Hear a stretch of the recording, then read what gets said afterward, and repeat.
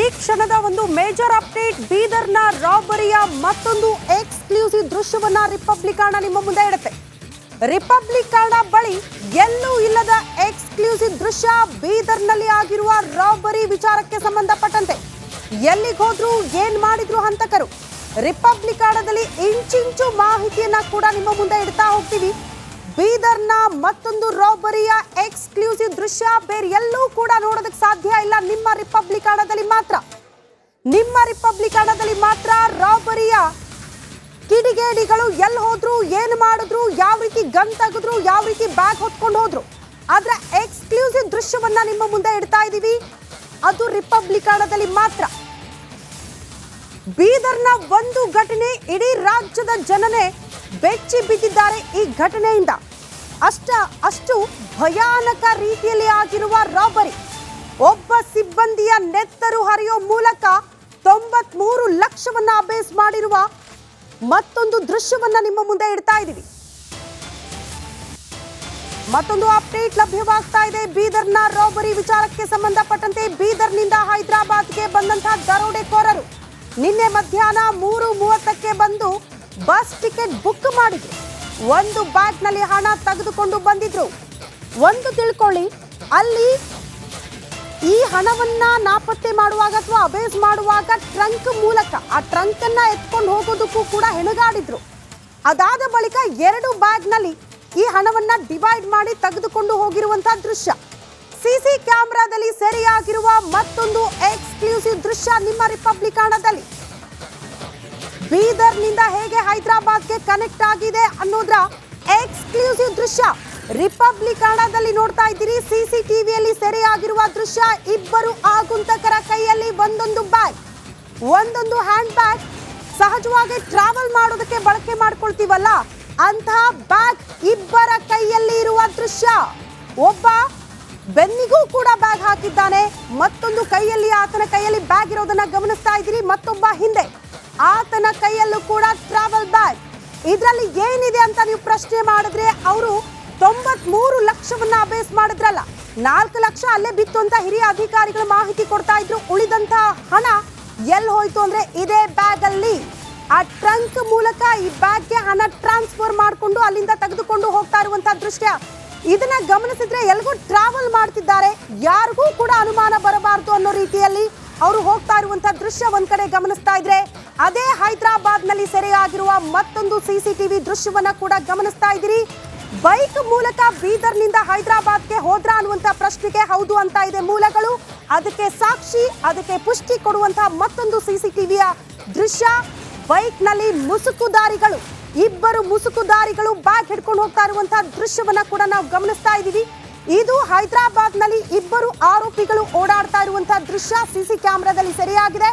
ಎಷ್ಟು ಆರಾಮಾಗಿದ್ದಾರೆ ಅಂದ್ರೆ, ಇವರು ಡಕಾಯಿತಿ ಮಾಡ್ಕೊಂಡು ಹೋಗಿರುವಂತಹ ದುಡ್ಡು ಆರಾಮಾಗಿ ತೆಗೆದುಕೊಂಡು ಹೋಗ್ತಿದ್ದಾರೆ. ಯಾರಿಗೂ ಕೂಡ ಇವರು ಕಳ್ಳರು ಅನ್ನುವಂತಹ ಅನುಮಾನ, ಚಿಕ್ಕ ಅನುಮಾನ ಕೂಡ ಬರೋದಿಲ್ಲ. ಅಷ್ಟು ಈಸಿಯಾಗಿ ಆರಾಮಾಗಿ ಯಾರ ಭಯ ಇಲ್ಲದೆ ಎಲ್ಲೋ ಒಂದು ಊರಿಗೆ ಟ್ರಾವೆಲ್ ಮಾಡ್ತಾ ಇದ್ದಾರಾ ಅನ್ನೋ ರೀತಿಯಲ್ಲಿ ಭಾಸ ಆಗಬೇಕು. ಹಾಗೆ ಇಬ್ಬರು ಕೂಡ ಹೋಗ್ತಾ ಇರುವಂತಹ ದೃಶ್ಯವನ್ನ ರಿಪಬ್ಲಿಕ್ ಸ್ಕ್ರೀನ್ ಮೇಲೆ ಗಮನಿಸ್ತಾ ಇದ್ದೀರಿ.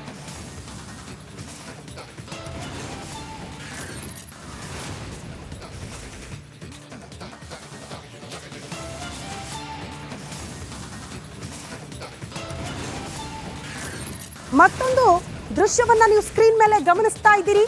2 ದೃಶ್ಯ, ಫೈರಿಂಗ್ ನಂತರದ ದೃಶ್ಯ, ಮತ್ತೊಂದು ಟ್ರಾವೆಲ್ಸ್ಗೆ ಹೋಗ್ತಾ ಇರುವಂತಹ ದೃಶ್ಯ. ಅಂದ್ರೆ ಖಾಸಗಿ ಬಸ್ ಅನ್ನ ಬುಕ್ ಮಾಡ್ಕೊಂಡಿದ್ರಲ್ಲ, ಆ ಬಸ್ ಮೂಲಕ ಬೇರೆ ಕಡೆಗೆ ನಮಗ್ ಸಿಕ್ಕಿರುವಂತಹ ಮಾಹಿತಿ ಪ್ರಕಾರ ರಾಯಬರೇಲಿಗೇನೋ ಅವ್ರು ಬುಕ್ ಮಾಡ್ಕೊಂಡು ಹೋಗ್ತಾ ಇದ್ರು, ಆ ಐಡಿಯಾದಲ್ಲಿ ಇದ್ರು ಅಂತ.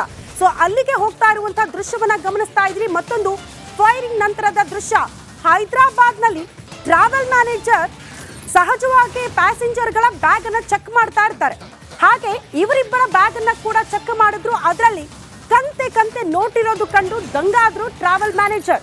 ಆಗ ಪ್ರಶ್ನೆ ಮಾಡಿದ್ರು, ಎಲ್ಲಿಂದ ತಂದ್ರಿ, ಹೇಗೆ ಬಂದ್ರಿ, ಈ ದುಡ್ಡು ಯಾರ್ದು ಅನ್ನುವಂತ ಪ್ರಶ್ನೆಗೆ ಇಮಿಡಿಯೇಟ್ ಆಗಿ ಇರುವಂತಹ ಗನ್ನನ್ನ ಹೊರಗಡೆ ತೆಗೆದು ಅಲ್ಲಿ ಫೈರ್ ಮಾಡಿ 2 ಸುತ್ತು ಗುಂಡನ್ನ ಹಾರಿಸಿ ನಂತರ ಇಬ್ಬರು ಕೂಡ ಬ್ಯಾಗ್ ಜೊತೆಗೆ ಓಡಿ ಹೋಗ್ತಾ ಇರುವಂತಹ ದೃಶ್ಯ. ಫೈರ್ ಮಾಡಿ ಆ ನಂತರ ಅಲ್ಲಿಂದ ಓಡಿ ಹೋಗ್ತಾ ಇರುವಂತಹ ದೃಶ್ಯ. ಎಕ್ಸಾಕ್ಟ್ಲಿ ಆರೋಪಿಯ ಎಕ್ಸ್ಕ್ಲೂಸಿವ್ ಫೋಟೋವನ್ನ ಕೂಡ ರಿಪಬ್ಲಿಕ್ ನಿಮ್ಮ ಮುಂದೆ ಇಡ್ತಾ ಇದೆ. ಸಿಸಿಟಿವಿಯಲ್ಲಿ ಸೆರೆಯಾಗಿರುವಂತಹ ದೃಶ್ಯ. ಈತನೇ ಆರೋಪಿ. ಸಿಸಿಟಿವಿಯಲ್ಲಿ ಸೆರೆಯಾಗಿರುವಂತಹ ಆರೋಪಿಯ ಚಹರೆಯನ್ನ ರಿಪಬ್ಲಿಕನ ಸ್ಕ್ರೀನ್ ಮೇಲೆ ಗಮನಿಸ್ತಾ ಇದ್ದೀರಿ. ಈ ಬಗ್ಗೆ ಮತ್ತಷ್ಟು ಡೀಟೇಲ್ಸ್ ಅನ್ನ ಕೊಡೋದಕ್ಕೆ ನಮ್ಮ ಪ್ರತಿನಿಧಿ ನಾಗೇಂದ್ರ ಬಾಬು ಸ್ಪಾಟ್ ಇಂದ ನೇರ ಸಂಪರ್ಕದಲ್ಲಿ ಜಾಯಿನ್ ಆಗ್ತಿದ್ದಾರೆ. Nagendra Babu, latest update. ರಿಪಬ್ಲಿಕನ್ಗೆ ತಾವು ಕೊಟ್ಟಿದ್ದೀರಿ ಸಿಸಿಟಿವಿ ದೃಶ್ಯಗಳು ಎಕ್ಸ್ಕ್ಲೂಸಿವ್ ಆಗಿ, ಅದನ್ನ ಎಕ್ಸ್ಪ್ಲೇನ್ ಮಾಡೋದಾದ್ರೆ.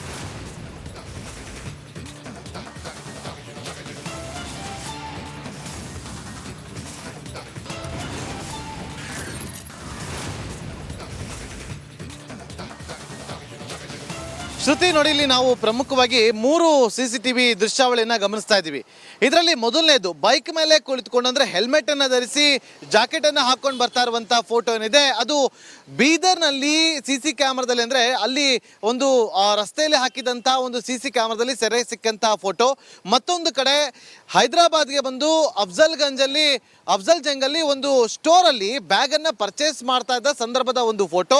ಜೊತೆಗೆ ಅವರು ಬ್ಯಾಗ್ ಅನ್ನ ಪರ್ಚೇಸ್ ಮಾಡಿದ ಬಳಿಕ ಆ ಒಂದು ಬ್ಯಾಗ್ ನಲ್ಲಿ ಹಣವನ್ನ ಇಟ್ಟುಕೊಂಡು ಎಳೆದುಕೊಂಡು ಹೋಗ್ತಾ ಇರುವಂತಹ CCTV ದೃಶ್ಯಾವಳಿಯನ್ನು ನಾವಿಲ್ಲಿ ಗಮನಿಸ್ತಾ ಇದೀವಿ.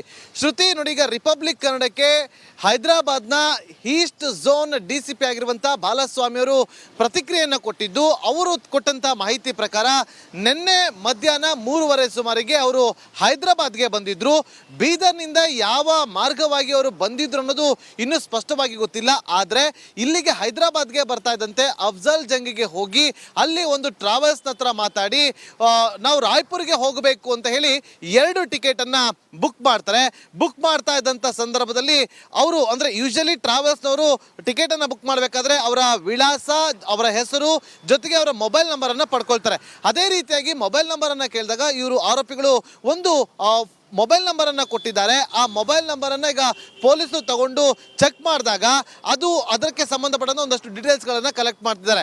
ಟ್ರಾವೆಲ್ಸ್ ಏಜೆಂಟ್ಸ್ ಅವರು ಆ ನಂಬರ್ ಅನ್ನ ಪಡೆದುಕೊಂಡಾಗ ನಂಬರ್ಗೆ ಮೆಸೇಜ್ ಬಂದಿದೆ, ಚೆಕ್ ಮಾಡಿ ಅಂದಾಗ ಇಲ್ಲ, ಮೊಬೈಲ್ ಸ್ವಿಚ್ ಆಫ್ ಆಗಿದೆ, ಅದು ನಮ್ಮದೇ ನಂಬರು, ನೀವು ಟಿಕೆಟ್ ಬುಕ್ ಮಾಡಿ ಅಂತೇಳಿ ದುಡ್ಡನ್ನ ಕೊಟ್ಟು ಟಿಕೆಟ್ ಅನ್ನ ಬುಕ್ ಮಾಡ್ತಾರೆ 3:30 ಸುಮಾರಿಗೆ. ಅದಾದ ಬಳಿಕ ಅವರು ಅಲ್ಲಿಂದನೇ ಬೇರೆ ಕಡೆ ಹೋಗಿ, ಅಂದ್ರೆ ನೋಡಿ, ಬೀದರ್ನಿಂದ ಒಂದೇ ಒಂದು ಬ್ಯಾಗ್ ನಲ್ಲಿ ಸಂಪೂರ್ಣವಾಗಿ 93 ಲಕ್ಷ ಹಣವನ್ನ ತುಂಬಿಕೊಂಡು ಬಂದಿದ್ರು.